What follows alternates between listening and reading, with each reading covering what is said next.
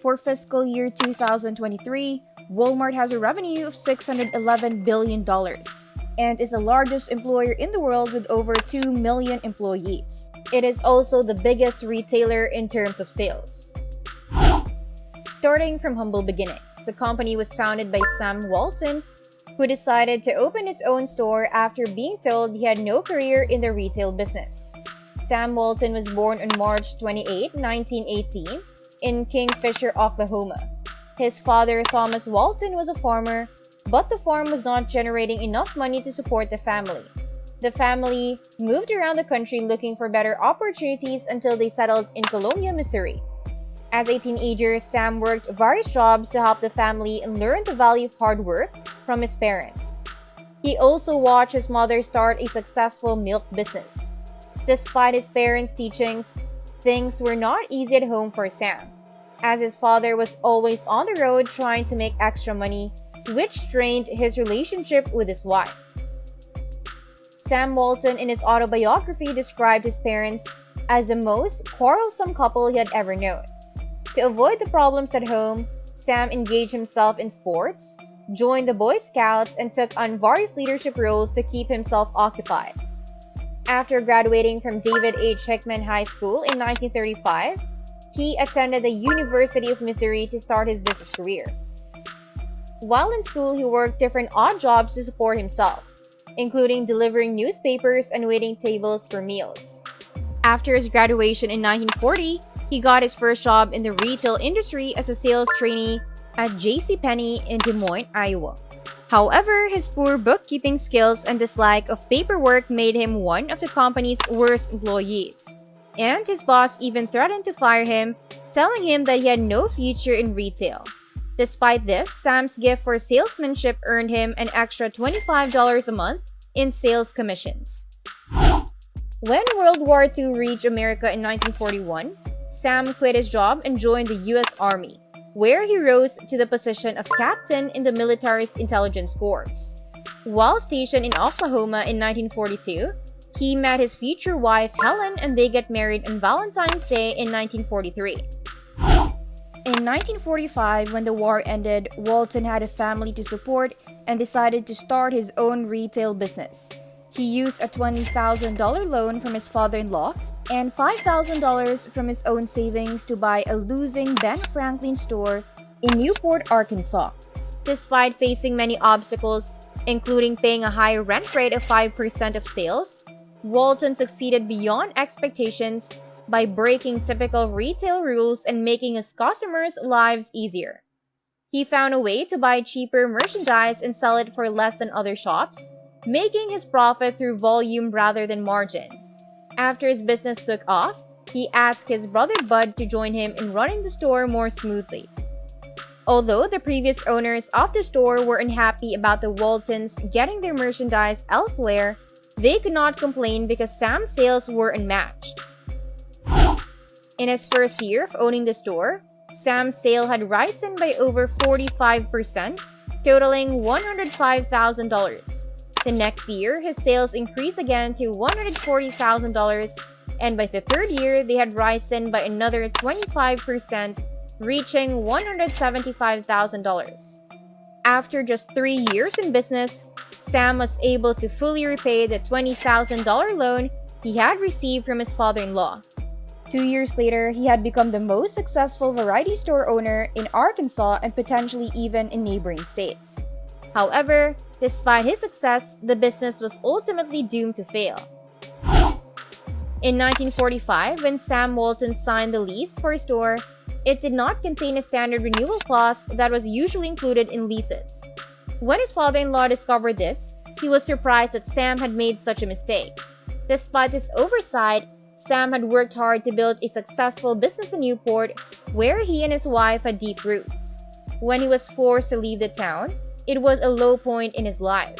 Sam was determined to start over and do it better this time. He searched for a new location to buy another store and eventually found one in Bentonville, Arkansas. This time, he insisted on a 99-year lease for the new store, which he opened in the summer of 1950, calling it Walton's Five and Dime. Many people thought he would fail within 60 to 90 days, but Sam proved them wrong.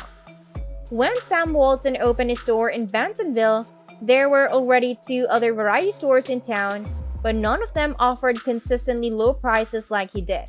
This made a significant impact on the community. During the 1950s, the American economy was thriving, and Sam took advantage of this by continually finding ways to reduce the prices of his goods and keep his customers happy. He learned about self-service in the retail industry, which allowed customers to get goods themselves and pay at the entrance, reducing the need for sales clerks and further reducing costs. This strategy tripled his income in less than a year, enabling him to expand his business. By the end of the 1950s, he owned 15 stores that he had acquired through borrowed money and profits from his stores. However, he still felt that he was not making enough profit for the effort he was putting into his business. As a result, he adopted a new strategy that would change everything. To provide value to customers, it was important for Walton to not only offer quality and service, but also to save them money.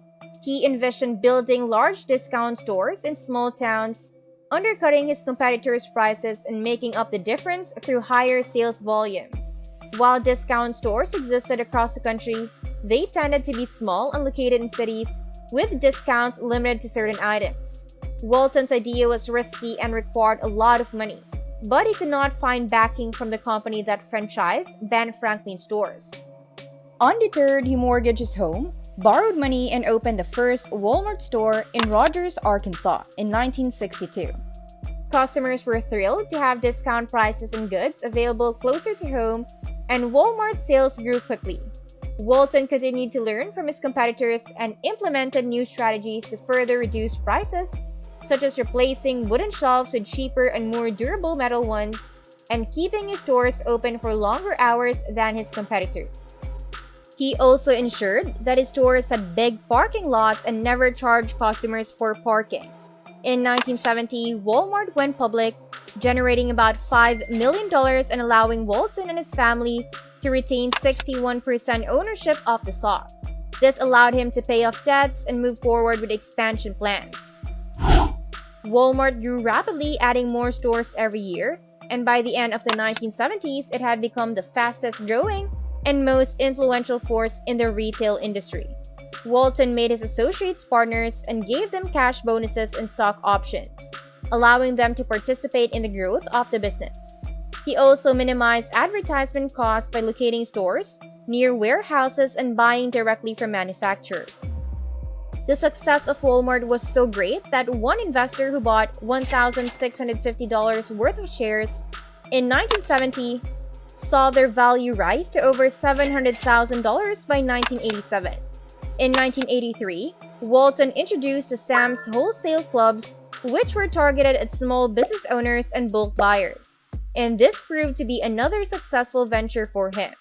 By 1990, Walmart had more than 1,000 stores and 150,000 employees. However, Walton faced criticism for driving small retailers out of business, and he acknowledged that the customer's choices ultimately determine the fate of small stores.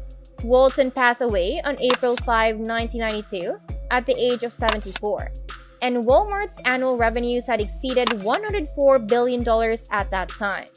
Today, Walmart has grown to over 10,500 stores and generates over $500 billion in revenue annually. And that's a wrap for today's episode. We hope you enjoyed learning about the incredible facts and stories we shared on our channel. If you're hungry for more amazing knowledge, be sure to subscribe to our channel and hit that notification bell so you won't miss any of our latest videos.